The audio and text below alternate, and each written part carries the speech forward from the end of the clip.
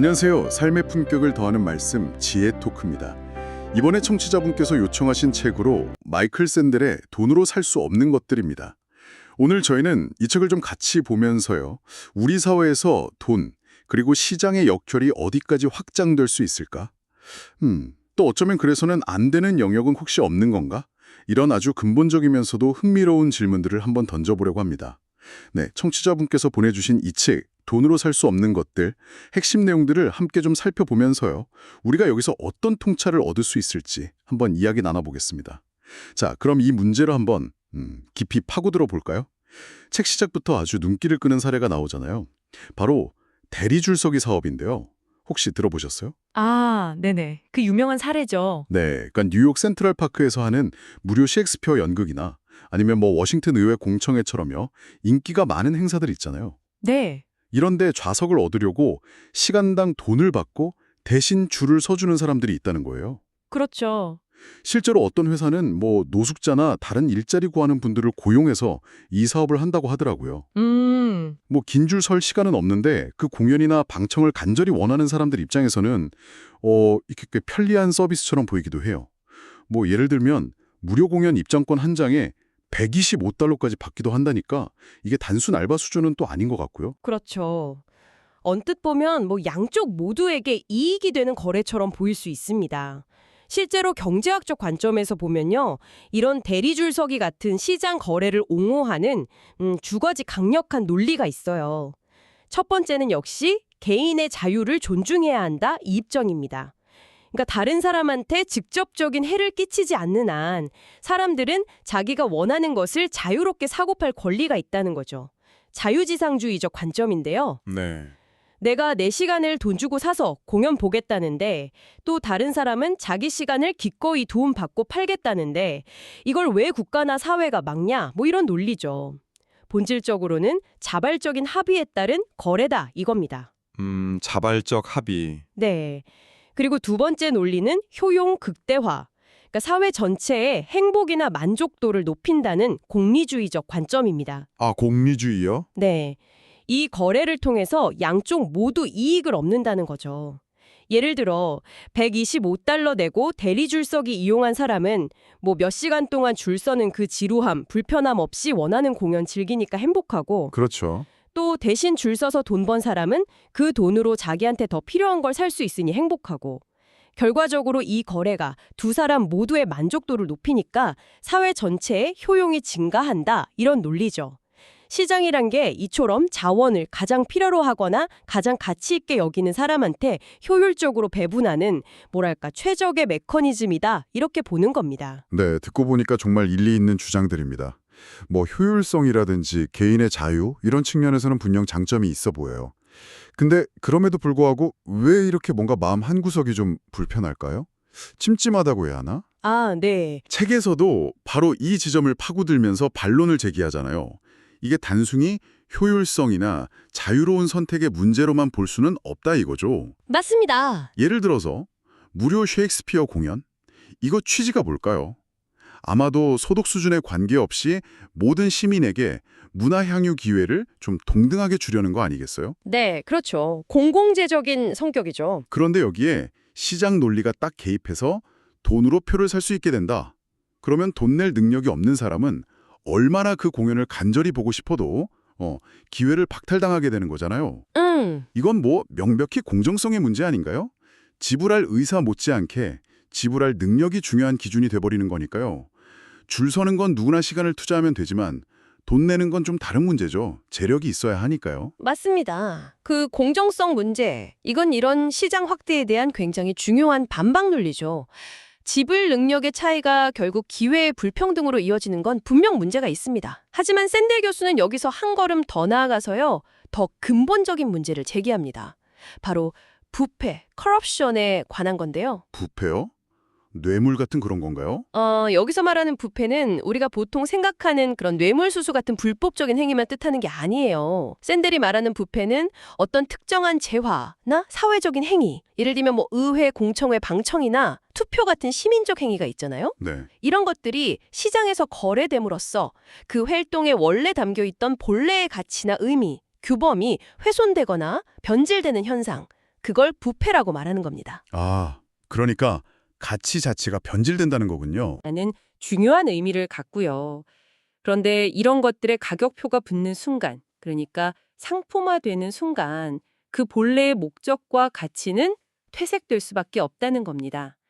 선착순이라는 비교적 평등주의적인 배분 방식이 돈 많이 낸 순서라는 시장 논리로 대체되면서 그 활동 자체가 지닌 공동체적 의미나 시민적 가치가 훼손된다는 거죠. 이게 바로 샌델이 지적하는 부패의 문제입니다. 단순히 결과의 불공정한 뿐 아니라 시장 거래 행위 자체가 가치를 변질시킨다는 점, 이걸 주목해야 합니다. 그렇군요. 공정성 문제와는 또 다른 차원의 문제 제기네요. 그럼 어떤 것들이 시장 논리로 거래되어서는 안 될까요? 책에서 몇 가지 재미있는 구분을 하던데요. 네, 우선 우정이나 노벨상처럼 이건 뭐 애초에 돈으로 살 수 없는 것들이 있다. 친구를 돈 주고 살 수는 없잖아요, 당연히. 그렇죠. 그건 말이 안 되죠. 설령 뭐 돈으로 고용한 친구 대행 서비스가 있다 해도 그건 진짜 우정이라고 하긴 좀 어렵겠죠. 노벨상도 마찬가지고요. 만약 노벨상이 경매에 붙여진다면 그 상이 가진 명예나 권위는 뭐 완전히 사라질 테니까요. 돈으로 산 명예는 더 이상 명예가 아니니까. 맞습니다. 그건 명확하죠. 그런데 책에서는 이런 명확한 구분 말고도요. 돈으로 살 수는 있지만 과연 그래도 되는 건가? 여기에 대해 심각한 논란이 있는 영역들을 좀 집중적으로 다루더라고요. 이 경계가 생각보다 훨씬 좀 모호하고 또 점점 더 많은 영역으로 시장이 침투하고 있다 이런 점을 지적하는데요. 예를 들어서 대신 사과해주는 서비스나 돈 주고 산 결혼식 축사 이런 경우는 어떨까요? 실제로 중국 티엔진에는 티엔진 사과 대행 서비스 회사라는 곳이 있대요. 아, 정말요? 네. 직접 사과하기 좀 껄끄럽거나 어려운 상황에 처한 사람들을 대신해서 전문 사과 요원이 가서 사과를 해준다는 거죠. 비용은 상하니까라 다르고요. 허허. 또 온라인 마켓에서 아주 멋진 문구로 쓰인 결혼식 축사를 구매해서 친구 결혼식에서 읽어준다. 청취자분께서는 만약에 친구가 그렇게 해준다면 어떤 기분이 드실 것 같으세요? 뭔가 좀 이상하고 씁쓸하지 않을까요? 바로 그 지점이 핵심입니다. 이런 행위들은 뭐 기술적으로는 구매가 가능할지 모르지만 돈으로 사는 순간 그 행위가 지닌 본래의 의미와 가치가 심각하게 변질되는 거죠. 진심 어린 사과나 축복의 마음이라는 건 본질적으로 비시장적인 가치잖아요. 그런데 이것이 시장 가치, 즉 돈으로 측정되고 거래되는 순간 그 소중한 의미가 퇴색되거나 사라져버리는 겁니다. 진심이 빠진다는 거네요. 그렇죠. 사과나 축사는 그 형식 자체가 중요한 게 아니라 그 안에 담긴 진심, 성의, 이게 핵심인데 돈으로 구매한 것이라면 우리는 그 진심을 의심할 수밖에 없게 되죠.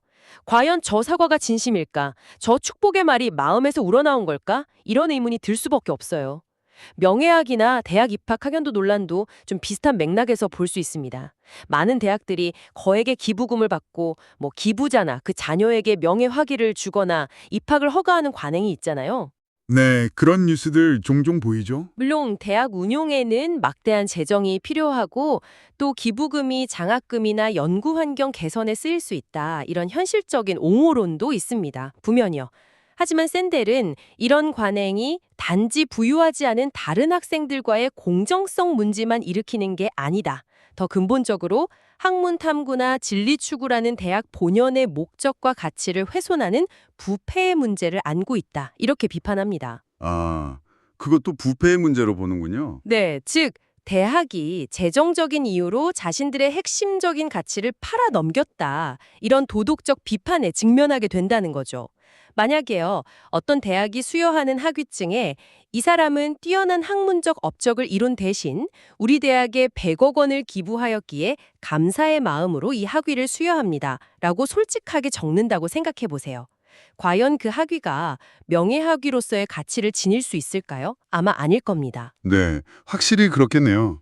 말씀을 듣고 보니 시장 논리가 이렇게 확장되는 것에 대한 반박 논리가 크게 두 갈래로 정리되는 것 같아요. 하나는 앞서 이야기 나눈 공정성, 페어니스의 문제, 그러니까 거래 과정에서의 불평등이나 기회 박탈에 대한 우려. 네. 그리고 다른 하나는 방금 설명해 주신 부패, 커럽션의 문제, 즉 시장 거래 자체가 특정 가치나 규범의 본질을 훼손한다는 주장, 이 두 가지네요. 정확합니다. 예를 들어서 인간의 신장, 콩팥 거래를 금지하는 이유를 이 두 가지 관점에서 다 볼 수 있겠네요. 가난한 사람이 생계를 위해 어쩔 수 없이 신장을 파는 거. 이거는 뭐 강압적인 상황에서의 거래니까 불공정하다. 이런 주장, 공정성. 예. 또 다른 한편으로는 인간의 신체 일부를 무슨 자동차 부품처럼 돈으로 사고 파는 행위 자체가 인간의 존엄성을 훼손하고 생명을 도구화하는 거 아니냐. 이건 도덕적으로 용납할 수 없다. 이런 주장 부패도 가능하겠고요. 정확합니다. 이 두 가지 반박 논리는 문제에 접근하는 초점이 약간 달라요. 공정성에 기반한 반박은 주로 거래가 이루어지는 조건의 불평등이나 자발성의 부족 이런 데 주목합니다. 그러니까 극심한 빈곤이나 정보의 비대칭성 때문에 어쩔 수 없이 자신에게 불리한 거래를 선택하게 되는 상황, 이걸 문제 삼는 거죠. 네, 조건의 문제. 네, 그래서 이론적으로는 만약 모든 사람이 완벽하게 동등한 조건 아래서 충분한 정보를 가지고 어떤 강압도 없이 자유로운 의사에 따라서 신장 거래에 동의한다면 공정성 측면에서의 반대 근거는 상당히 약해질 수도 있어요. 동의 여부가 핵심적인 판단 기준이 되는 거죠. 동의가 중요하다는 거군요. 반면에 부패에 기반한 반박은 거래 대상 그 자체의 도덕적 의미와 가치에 집중합니다. 대상 자체요? 네, 즉 시장에서 특정 재화나 행위를 사고 파는 행위 자체가 그 대상이 지닌 본질적인 가치, 예를 들어 뭐 인간의 존엄성이나 시민적 의무 같은 거요. 이런 걸 훼손하거나 변질시킨다고 보는 겁니다. 신장 거래의 경우 인간의 신체를 상품처럼 취급하는 행위가 인간을 객체화하고 존엄성을 훼손한다. 이렇게 주장하는 거죠. 따라서 거래 조건이 아무리 공정하고 자발적인 동의가 있었다 하더라도 인간의 신체와 같은 특정 대상은 애초에 시장에서 거래되어서는 안 된다. 이렇게 주장하는 겁니다. 이 관점에서 보면 시장은 결코 뭐 가치 중립적인 교환 메커니즘이 아니라는 거예요. 시장은 그 자체로 특정한 태도와 가치, 예를 들면 이기심이나 효율성 같은 걸 장려하고 다른 가치들, 뭐 이타심이나 공동체의식 같은 것들을 밀어내거나 약화시키는 강력한 사회적 제도라는 것입니다. 아, 시장이 가치 중립적이지 않다. 그 자체로 특정 가치를 장려하고 다른 가치를 밀어낸다는 개념. 그러니까 비시장적 규범을 구축, 크라우딩 아웃한다는 그 아이디어. 상당히 흥미롭습니다. 바로 이 지점이 정말 흥미로운데요. 네네. 책에서는 이 주장을 뒷받침하는 아주 중요한 사례로 영국의 사회학자 리처드 티트무스가 1970년대에 수행한 헌혈 시스템 연구를 제시하잖아요. 아, 네. 그 유명한 연구죠. The Gift Relationship이라는 책. 네, 맞아요. 당시 티트무스가 순수한 자발적 기증에만 의존했던 영국의 헌혈 시스템하고 또 상업적 혈액은행, 그러니까 돈을 주고 피를 사는 시스템이 막 섞여 있던 미국 시스템을 비교 분석했죠. 네. 근데 놀랍게도 연구 결과가 영국 시스템이 미국 시스템보다 헌혈량도 더 많았을 뿐만 아니라 수혈용 혈액의 질, 예를 들면 뭐 간염 바이러스 감염률 같은 것도 훨씬 더 높다는 거예요. 그렇죠. 단순한 경제 논리대로라면 돈이라는 인센티브를 주는 미국 시스템이 혈액 공급이 더 원활해야 할 것 같은데 실제 결과는 정반대였다는 거죠. 이게 참 신기해요. 네, 그렇습니다. 티트무스는 이 연구 결과를 바탕으로 두 가지 중요한 주장을 펼쳤습니다. 첫째, 혈액 시장은 주로 가난한 사람들이 돈 때문에 피를 팔게 만들어서 그들을 착취하는 경향이 있다. 이게 바로 아까 말한 공정성 문제입니다. 네, 공정성 문제. 둘째, 그리고 이게 더 중요하다고 봤는데 혈액을 돈으로 사고 파는 행위 자체가 사람들의 자발적인 헌혈 의욕, 즉 다른 사람을 돕고자 하는 이타심이라는 소중한 시민적 미덕을 약화시킨다. 이게 바로 부패 문제라고 주장했습니다. 아, 돈이 이타심을 밀어낸다는 거군요. 네, 왜 그럴까? 사회적으로 피는 돈 받고 파는 거구나. 이런 인식이 확산되면 굳이 내가 아무 대가 없이 귀찮게 헌혈할 필요가 있을까? 혹은 내 피는 공짜로 주는데 다른 사람은 돈 받고 파네? 이런 생각이 들 수 있다는 거죠. 그럴 수 있겠네요. 즉, 기증이라는 이타적인 행위가 시장 거래로 대체되면서 공동체를 위해 자발적으로 기여하려는 시민 정신이나 연대 의식 자체가 서서히 침식될 수 있다. 이런 심각한 경고였습니다. 와, 정말 중요한 지적이네요. 물론 티트무스의 이런 주장에 대해서 모든 경제학자들이 동의했던 건 아닙니다. 노벨 경제학상 수상자인 케네스 에로를 비롯한 일부 저명한 경제학자들은 반론을 제기했죠. 그들은 이타심, 관용, 연대의식 같은 인간의 긍정적인 감정이나 미덕은 마치 석유나 석탄처럼 사용하면 고갈되는 희소한 자원과 같다고 봤어요. 아, 쓰면 없어진다고요? 네. 그래서 이런 소중한 자원은 최대한 아껴 써야 한다. 함부로 남용해서는 안 된다. 이렇게 주장했죠. 시장은 주로 개인의 이기심에 기반해서 작동하니까 오히려 이런 이타심이라는 귀한 자원을 소모시키지 않고 보존하는 데 도움이 될 수 있다. 이런 논리였습니다. 영국의 경제학자 데니스 로버트슨 경은 이런 생각을 사랑의 경제화, 이코노마이징 러브라는 표현으로 요약하기도 했어요. 즉, 시장 메커니즘으로 해결할 수 있는 문제는 최대한 시장에 맡겨서 이기심을 활용하고 정말로 필요하고 중요한 영역에서만 이타심이나 사랑 같은 고귀한 자원을 꺼내 써야 한다. 어떻게 보면 상당히 현실적인 주장일 수도 있습니다. 하지만 그들의 주장이 정말 현실을 정확하게 반영하는 걸까요?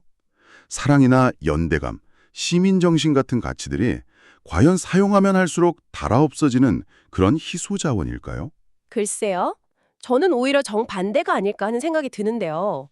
마치 운동하면 할수록 근육이 단련되고 강해지는 것처럼 이런 미덕들도 우리가 실제로 실천하고 발휘할수록 더 커지고 깊어지는 건 아닐까요? 네, 그런 관점도 충분히 가능하죠. 책에서도 고대 그리스 철학자 아리스토텔레스나 근대 사상가 루소 같은 인물들을 언급하면서 덕성이란 건 단순히 가지고 있는 게 아니라 꾸준한 실천과 습관을 통해 길러지는 거다. 이렇게 강조하잖아요. 맞습니다. 실천의 중요성이죠. 예를 들어서 서로에게 사랑 표현을 아끼는 연인이 과연 더 깊은 사랑을 키워나갈 수 있을까요?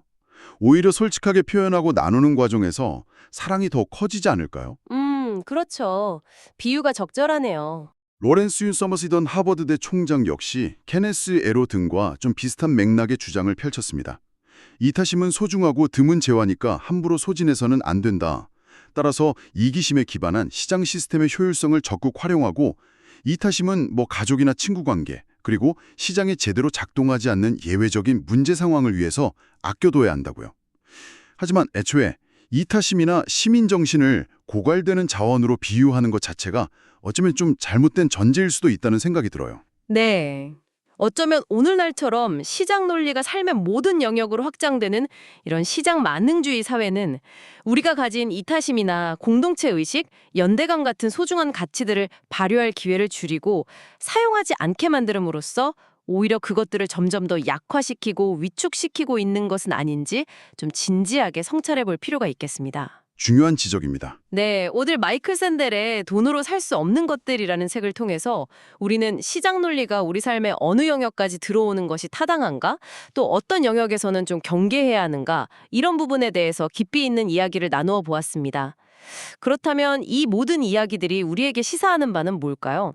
이 책은 우리가 시장 경제체제 하에서 살아가면서 흔히 좀 간과하기 쉬운 중요한 질문들을 던지는 것 같아요. 그렇죠. 단순히 효율성이나 개인의 선택의 자유라는 시장의 긍정적인 측면뿐만 아니라 그 이면에 존재하는 불평등과 공정성의 문제, 그리고 더 나아가서 돈으로 거래되는 순간 그 본래의 의미와 가치가 훼손될 수 있는 소중한 가치와 규범들이 있다는 사실, 이걸 함께 고려해야 한다는 강력한 메시지를 전달하고 있습니다. 맞습니다. 결국 이 모든 논의는 우리가 궁극적으로 어떤 사회에서 살아가기를 원하는가, 여기에 대한 근본적인 가치 판단의 문제로 귀결되는 것 같아요. 모든 것에 가격표가 붙고 돈만 있으면 무엇이든 살 수 있는 그런 사회를 이상적으로 생각하는지, 아니면 돈으로는 결코 살 수 없고 또 사서도 안 되는 중요한 가치들, 예를 들면 인간의 존엄성, 시민적 연대, 공동체의 미덕 같은 것들이 존중받고 유지되는 사회를 더 가치 있게 여기는지, 여기에 대한 우리 스스로의 진지한 성찰이 요구되는 시점입니다. 네. 시장의 효율성과 역할을 인정하되 그것이 넘어서는 안 될 도덕적 한계는 어디까지인지에 대해 끊임없이 질문하고 또 건강한 공론을 통해 사회적 합의를 만들어 나가는 노력이 필요하다고 생각합니다. 잠시 멈춤. 마지막으로 청취자분께 이런 질문을 한번 던져보면서 마무리할까 합니다. 오늘 우리가 함께 살펴본 샌델의 논의를 우리 주변의 구체적인 사례들에 한번 적용해 본다면 어떨까요? 예를 들어서 최근 전 세계적으로 활발히 논의되고 있는 탄소 배출권 거래제를 생각해 볼 수 있습니다.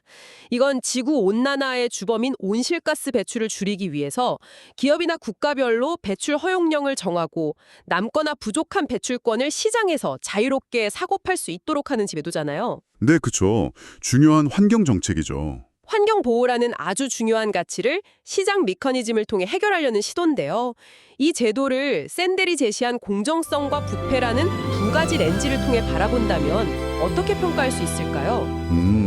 흥미로운 질문이네요. 오야냐 촛불 쪽으로 줄이는 기업에게는 경제적 인센티브를 제공한다는 장점이 분명히 있지만 다른 한편으로는 자본이 풍부한 기업이나 국가는 그냥 돈으로 오염할 권리를 사는 것은 아닌지, 그리고 더 나아가서 지구 환경 보호라는 인류 공동의 책임과 도덕적 의무를 단순히 비용 문제로만 치부하게 만드는 것은 아닌지, 이런 부분에 대해서 한 번쯤 깊이 생각해 보시면 좋겠습니다. 네, 고민해 볼 만한 지점입니다. 오늘 저희가 준비한 이야기는 여기까지입니다. 함께 해주셔서 감사합니다.